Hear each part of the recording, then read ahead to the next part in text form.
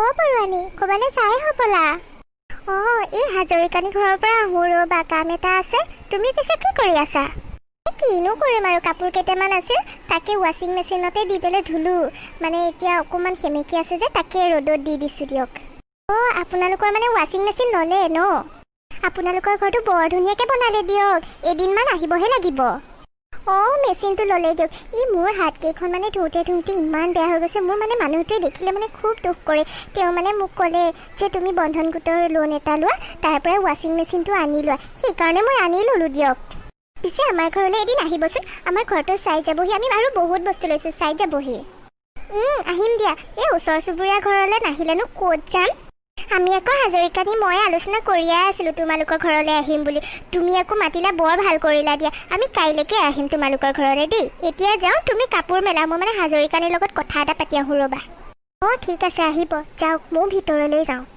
বা শইকীয়ানী বৰ ধুনীয়া ঘৰ বনালে দেই। বন্ধন গোটৰ লোন লৈ এয়া ঘৰ বনাইছে। পিছে আকৌ বন্ধন গোটৰ যেতিয়া পইচা দিয়া টাইম আহিব, বেলেগৰ ঘৰে ঘৰে বিচাৰি ফুৰে। এয়া কৰাতকৈ তাৰ সলনি তেওঁ কিবা এটা যদি কাম কৰিলেহে তাৰ পৰাই কিবা এটা ইনকাম কৰিব পাৰিলে হয় দিয়কচোন। তেওঁৰ যিহে ফুটনি কথা। আমি বন্ধন গোটৰ পইচা লৈছোঁ, ক'ৰবাত ইনভেষ্ট কৰিছোঁ, ল'ৰা ছোৱালীকেইটা অকণমান কিবা এটা কৰক। তেওঁ আকৌ ৱাশ্বিং মেচিন লৈছে, ঘৰ বনাইছে, গাড়ী লৈছে, তাৰ পৰানো ক'ৰ পৰা ইনকাম হ'ব কওকচোন? তেওঁ ক'ৰ পৰানো বন্ধন গোটৰ পইচা দিব পাৰিব? সেইকাৰণেহে বেলেগৰ ঘৰত বিচাৰি যায়। ব'লক তেওঁৰ অকণমান ফুটনি কথা শুনি আহোঁগৈ। ব'লক শুনোগৈ ব'লক। কিহেৰে চাহ দিয়া আজি চাম নহয়। এই হাজৰিকানী, এই শইকীয়ানীক মাত দিয়ক আকৌ। শইকীয়ানী ঘৰত আছেনে?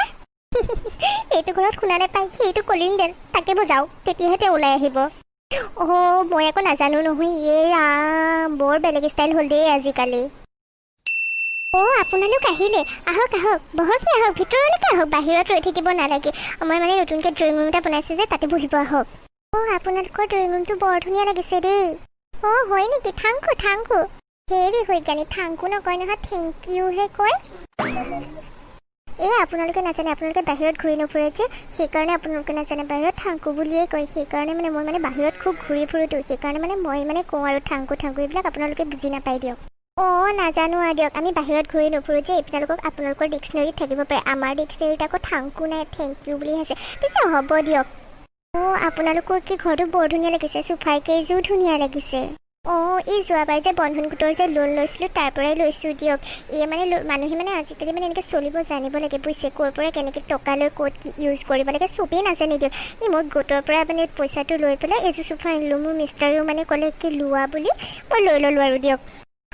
ভালেই কৰিলে দিয়ক। পাছে এইবাৰ বন্ধন গোটৰ পইচা দিবলৈ লোৱাখিনি সময়ত বা কাৰ ঘৰত বিচাৰি যায় সেইটোহে আৰু কথা আৰু ন। হেৰি বৰুৱানী, আপুনি এইবিলাক কি কৈছে? মই বন্ধন গোটৰ পইচা লোৱাখিনি সময়ত মানুহৰ ঘৰত বিচাৰি যাওঁ, মই আকৌ উলিয়াই দিওঁ নহয়। দিয়কচোন, তৎক্ষণাতনো মই কেনেকৈ বিচাৰি পাওঁ? সেইকাৰণেহে মই বিচাৰি যাওঁ। আপুনি যে কথা কিছুমান কয় আৰু দিয়ক, বৰ বেছি কৰে দিয়ক। হ'ব দিয়ক, পিছে আপোনালোকৰ ঘৰটো এবাৰ দেখাবচোন, চাওঁ কেনেকৈনো বনাইছে। আমিও মানে এনেকৈ বনাম বুলি ভাবিছোঁ বুজিছে। এই মানুহৰ ঘৰবিলাক একে ষ্টাইলত বনাব নালাগে দিয়ক। আপোনালোকে বেলেগ এটা ষ্টাইলত বনাব, মানে চব ঘৰ একে ষ্টাইলত বনালে ভাল নালাগেতো। হ'ব দিয়ক, আমাৰ ৰুমটো চাওকীয়া হওক। এখেতে মানে বৰ ভাল পায় ৰুমবিলাকত ষ্টাইল কৰি থ'লে। ময়ো মানে তেনেকৈয়ে থৈ দিছোঁ। এখেতে মানে মোক মানে কয় যে এই ৰুমটো এনেকৈ সজাবা, এনেকৈ সজালে ভাল লাগে। সেই তেনেকৈয়ে সজাইছোঁ আৰু দিয়ক। আহক ব'লক চাওঁকি। সেইদিনাখন লৈছিলোঁ যে ৱাশ্বিং মেচিনটো, এইটোৱেই দিয়ক। বৰ ভাল লাগিছে দিয়ক। আপোনালোকৰ বাথৰুমটো গোটেইখিনি বস্তু আছে, ভাল লাগিছে। হেৰি বৰুৱানী, আপুনি আকৌ সেইফালে কি চাই আছে? কিনো চাম আৰু, এইটোকে চাই আছিলোঁ। এইটো লৈ পেলাই যে এনেকৈ পানীবোৰ থৈ দিছে, তাৰ সলনিচোন টিং এটা লৈ পেলাই থৈ দিলেই হ'ল। সেইটো আকৌ কাপোৰ ধুৱাই নহয়, সেইটো গা ধুৱাই, সেইটো বাথটাব বুলি কয়। আপোনালোকে নাজানে দিয়ক, এই গাঁৱৰ মানুহে এইবিলাকত কথা নাজানেই বুজিছে। সেইটো বাথটাব বুলি কয় নেকি? তাৰ সলনিচোন পাছফালে পুখুৰী এটা খান্দি পেলাই তাতে মাছো এৰি দিব পাৰে, তাতে গা ধুলে হ'ল। এইডাল আকৌ কিহৰ প্ৰয়োজন? বৰুৱানীৰো যে আৰু কথা। বৰুৱানী, আপুনি যে কি কথা কিছুমান কয়। পুখুৰী আৰু এইটোৰ মাজত বহুত পাৰ্থক্য। পুখুৰীবোৰৰ পানী ইমান লেতেৰা, ইমান গেলা, সেইটোতচোন গা ধুলে গাবোৰ খুজতি উঠিব। এইটোত আমি ডেইলি পানীটো চেঞ্জ কৰি থাকোঁ। আমি গা ধোৱাৰখিনি সময়ত ইউজ কৰোঁ, তাৰপাছত আকৌ ইউজ নকৰোঁ। সেইটোত আকৌ আপুনি ইমান লেতেৰা। হয় দিয়ক, আমি মানে নাজানোতো, গাঁৱত থাকোঁ যে। আপোনালোকৰ নিচিনাই আধা গাঁৱলীয়া আধা টাউনীয়া মানুহৰে ভাল দিয়ক। বৰুৱানী, আমি বেছি টাইম নকৰোঁ দিয়ক, যাওঁগৈ আৰু। কিয়, আমাৰ বেডৰুম তাৰপাছত কিটচেন ৰুমচোন চাবলৈ থাকিলেই।